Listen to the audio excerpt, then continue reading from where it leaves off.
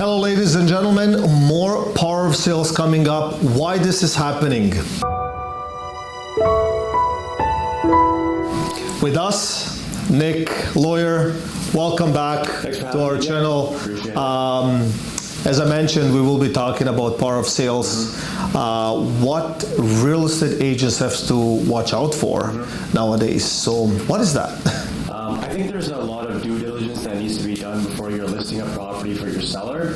A lot of times, the best way to do it is to request a mortgage statement, the most up-to-date mortgage statement from your seller when you're listing a property. And the reason for that is because a lot of times sellers are not transparent with their agents that the property might be under power of sale or threat of power of sale.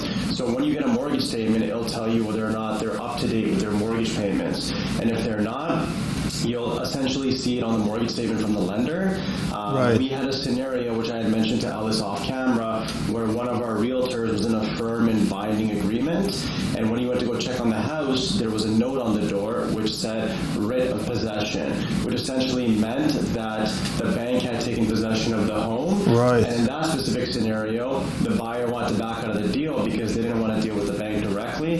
They wanted to deal with the seller because they assumed the seller still had possession of the property. So hold on a second. So what I'm understanding is that particular seller, they know obviously that they are at arrears, they didn't pay their mortgage or their taxes or whatever the case might be, and then they're still trying to sell the property through a real estate agent. Correct. Not disclosing the actual fact. Correct, yeah. Very dangerous. So we have to do our due diligence as realtors not to get into that. So basically that realtor brought them a firm offer to the table and then they couldn't do nothing with it. What happened? So in that specific scenario, the buyer didn't want to deal with the issue because he didn't know whether he had to deal with the bank directly or with the seller. Right. He just kind of wanted to get out of the deal because he didn't want to deal with the headache. Yeah. So in that case, there was a mutual release signed, but the realtor had in the back of his mind now, on the listing side, that he has to basically now request for an updated mortgage statement when he's listing a property. So he got out of the deal luckily, but a lot of times the buyer could have said, hey, listen, I'm going to hold your seller to it, or vice versa. But in this specific scenario, luckily they're both able to walk away because they signed a mutual release. But they were in a firm and binding agreement at the end of the day. So what would happen, but what would happen if, for example, that seller said, no, I have this paperwork and that's it? It would depend on the stage that the lender that has that power of sale issued against the property and the seller are at. If the seller was in touch with the lender and advised them that they're in a firm and binding agreement and they're willing to sell the property, the lender would essentially have to consent to that and say no problem as long as our payments are clear. Yeah, so whatever lawyer fees are because they've issued a statement of claim at that point. Dangerous, man. Yeah, there's obviously interest, there's obviously the arrears and payments that they've missed. A lot of times they haven't been paying their property tax. If it's a condo, they haven't been paying their maintenance fees. 9 times out of 10 we see that if they're not paying their mortgage. So they would have to definitely advise the lender, the seller, and say, listen, we're in a firm and binding agreement, which they should have done before they were in a firm and binding agreement. And the lender would say, okay, here's our statement, here's the amount of money that you owe to us, and that give you a better idea on how to list the property, how much to list the property for. Because let's say their fees have exceeded how much you listed the property for, and you're in a firm and binding agreement, you can't afford to pay that off, the realtor's commission, the lawyer fees, then you have to bring money in to close your deal, which we've also seen happen. So as you're as a lawyer reviewing documentation, okay, so is it advisable for us as a buying agent providing a listing agent with an offer, right? To write something in the Schedule A stating in case of a condo, maintenance fees to be up to date or clear, or it should say though in the status certificate, but the taxes don't state, right? Like, so shouldn't we have kind of like a clause stating like maintenance fees to be up to date, all documents and taxes, annual taxes for the property party to be up to date or up to par. Or, So we've seen quite a few clauses in agreements where they stipulate that maintenance fees, property taxes are up to date, so it's a good idea to put that in. Okay. At our law firm, we request a tax certificate for every file, but just to let you know, title insurance normally covers things like that, so let's say maintenance fees or property taxes haven't been paid in full, title insurance will usually step in and pay you out on a claim for that, but it's always a good idea to avoid the headache. yeah, but you don't want the extra step. Like you want to do it up front because like my best practice is obviously to ask for that. Status certificate. Well, status certificate for sure, which we order from that corporation, from that particular building status. But the other thing would be the documentation for taxes, right? Yeah, definitely. Right. So first, I kind of see who's on title. Right, even though they tell me, but I see it, and the second part would be I see what's going on. Now, when I have that particular conversation, I do mention like everything up to date or not. Like I had situations where I knew it was not up to date, like they were missing a couple of installments, and I did communicate it with their lawyer, and they said like, okay, so it can be done on closing, or I don't know how that. Yeah, so we did one recently where taxes were in arrears for $15,000. So we requested an updated tax certificate. We got an undertaking from the seller's lawyer to pay out the taxes from the proceeds. So an undertaking, solicitor's undertaking is binding. They have to comply with it. So even when someone's paying out a mortgage for the seller, so let's say I represent the seller, Right. we do an undertaking to pay out that mortgage from the proceeds. So in that specific scenario, we got an undertaking from the seller's lawyer to pay out the taxes from proceeds, and that's binding. Okay, Yeah. so let me ask another question.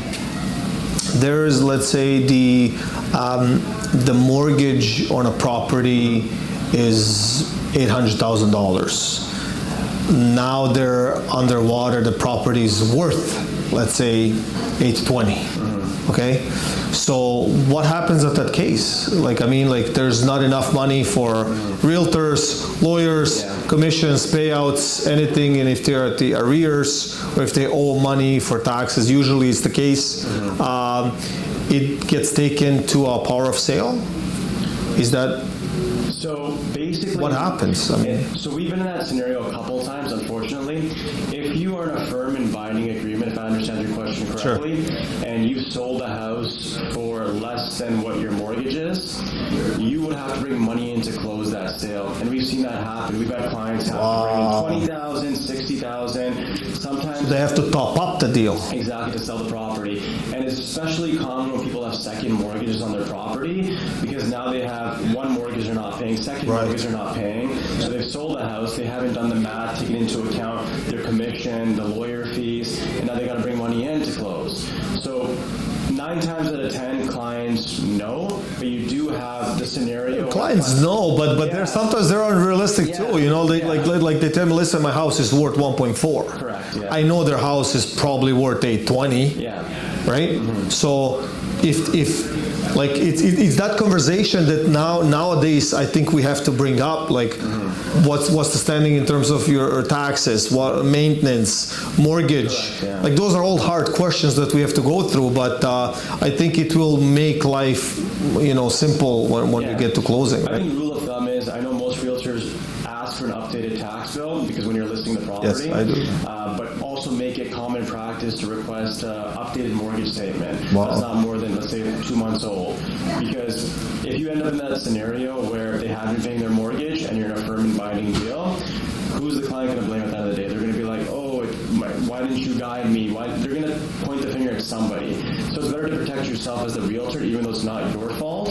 At the end of the day, instead of dealing with that mess and having to clean it up. Yeah, it's almost like it's not your job to go into that rabbit hole, but like knowing these situations and knowing these little up and downs in the market, which is normal. I mean, like we had it for decades. It's gonna probably continue to do so. But having said that, like that happens when there's not enough capital to close the deal. That seller has to come up with extra cash or money. Unless the buyer's willing to release the seller from their obligations. Or top up. Yeah, exactly. But if you're in a firm and binding agreement and the buyer's not willing to release you from your obligations, have to come up with those funds to close the deal as the seller, unfortunately, or risk being sued if you can't close. Wow. Yeah. So, and it's more likely to happen in this market than any market because obviously property values have gone down. So it's just good to make it common practice asking for a mortgage statement now. Right. Yeah. So there's another topic that I would just want to touch on a little bit. It's basement apartments. Okay. People renting out, one room to, 3-7 people or students or whatever it is. How does that impact your insurer or the insurance policy? Every insurance company is different at the end of the day. They have different policies in place. But a lot of times, if you're operating a basement that's not legal, let's say, in that specific scenario, let's say you have a claim, someone slips and falls, or you have a fire, insurance may not cover you in that scenario because you're not operating within the legal realms of having a legal basement. So it's always a good idea to make sure your basement is legal, or to maybe reach out to an insurance company who may cover you if you're non-conforming, because if you're ever in that scenario, obviously the liability can be immense, right? Let's say somebody... Even with small things, like if there's like a leak or anything like that, like the insurance can say no, right? I mean, so we had a client who had their basement rented out, and this was a very unique situation, and their basement got flooded. Okay. So there was two issues. One was that the basement wasn't legal. The second issue was that they didn't actually tell the insurance company their basement was rented. So a lot of people... Two parts, yeah. So if you have a tenant living in your basement, or let's say somewhere in your house, just advise your insurance company, because you never know what's hidden in those clauses in the actual policy. And secondly, if it is, let's say, per se, not a legal basement, see if you can go to the insurance company that's willing to cover it, right? So, but I guess you do these steps before you're making that step of renting, Correct, right? Like you say, this is what I would like to do. Yes. And can this be done? Yes. So I don't mean to cut you off, but what are the steps in terms of the insurance? Like, I mean, like will they come out to the property? Will they look at it? Like, will they ask for some documentations? Do you know, or not really? In terms of after the claim or before the claim? No, before the claim. Like I bought a property, I had a like side entrance house, like basement and stuff like that. And then maybe it's advisable to call the insurance and say, this is what I got, and I would like to put a tenant. Yeah, before you even get the policy put in place, before the tenant even moves in, that's exactly you want to be completely honest and transparent with the insurance company. Right. I mean, it may affect your policy, the amount that you pay, sure. But at the end of the day, it's not worth it if you do have a claim.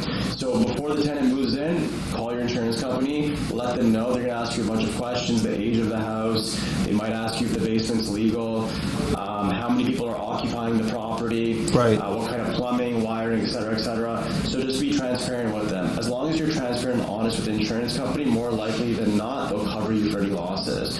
As soon as you go into that realm of dishonesty just to save money on your insurance policy, then you're risking not being able to get paid out if you do have a claim in the future. So having said that, from our end, as buying a realtor agent or leasing or like, we always demand that tenant should have their own insurance policy as well. But that's not the same, right? Like that insurance policy, it's more for their personal belongings, I believe. Or? So you should always have your own insurance policy if you, let's say you have an investment property. Got it. Right? You want to have your own liability insurance, you want to have your own fire insurance, et cetera, et cetera. But you also want the tenant to have their own contents and improvements and liability insurance. So let's say that... What's the difference? The difference is that would cover the tenant's belongings and contents, and let's say someone comes in and slips and falls, but it's not your responsibility as a landlord to cover that loss. You have your own insurance to cover you just in case, let's say the tenant tomorrow cancels their policy, they might sue the owner of the home. But then again, you don't want to deal with that issue. You don't want your insurance to be involved. You want the tenant to have their own insurance, their own liability insurance. Contents and improvements would pertain to, let's say, the tenant decides to paint the whole property, install a new kitchen because they have a lease for 5 years and they know they're going to be staying there for a while, so they invest money in it. So you don't want to be responsible for that as a landlord. You don't want to be responsible if somebody comes in and, God forbid, steals something from the tenant, right? That policy will cover their contents and their improvements. So it's always a good idea for the tenant to have their own policy, you to have your own policy just in case the tenant ever cancels their policy. But good good practice as a realtor and as an owner of an investment property is ask the tenant for a copy of the insurance policy. Right, so basically everybody should be covered or covering each other and going through these steps. Correct, yeah. Nick, always an honor. You always clarify all these things, and we try to find these specific topics, and we read through our comments and stuff like that. Please like and subscribe. And Nikhil from Marathon Law, thank you so much for coming, and always good to see you around. Appreciate it. Thank you. Take care.